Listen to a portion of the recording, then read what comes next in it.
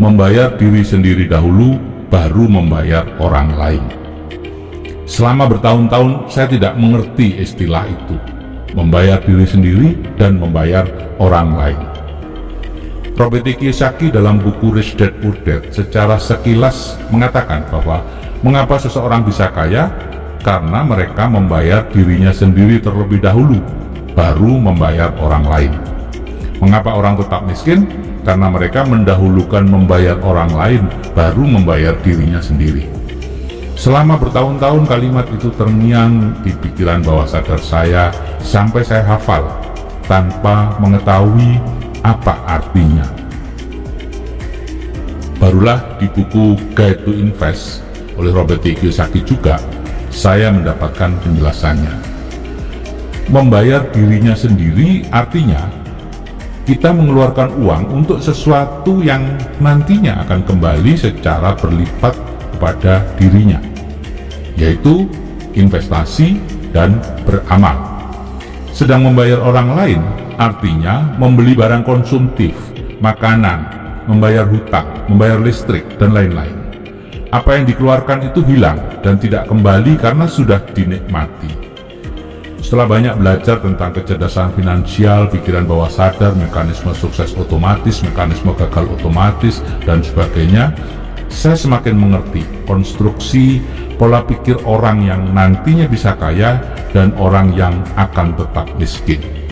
Kita lihat dari berbagai sudut. Satu, sudut kecerdasan finansial. Pengeluaran untuk investasi atau membayar dirinya sendiri adalah untuk meningkatkan aset, sehingga semakin besar asetnya akan semakin kaya.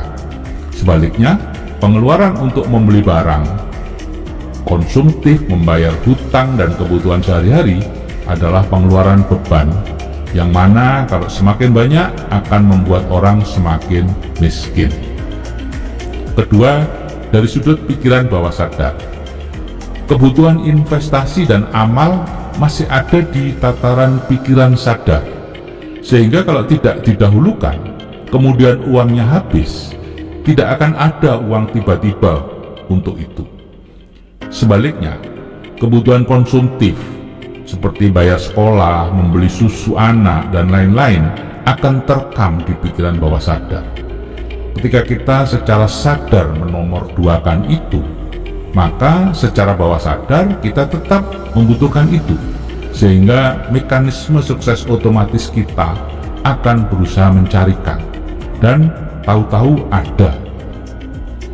Yang ketiga, dari sudut agama, beramal akan memberi kita balasan yang lebih besar. Di agama Islam balasannya 700 kali lipat, sehingga ketika kita dalam kondisi kepepet memilih beramal daripada membeli barang konsumtif, akan muncul pengembalian yang tidak kita duga.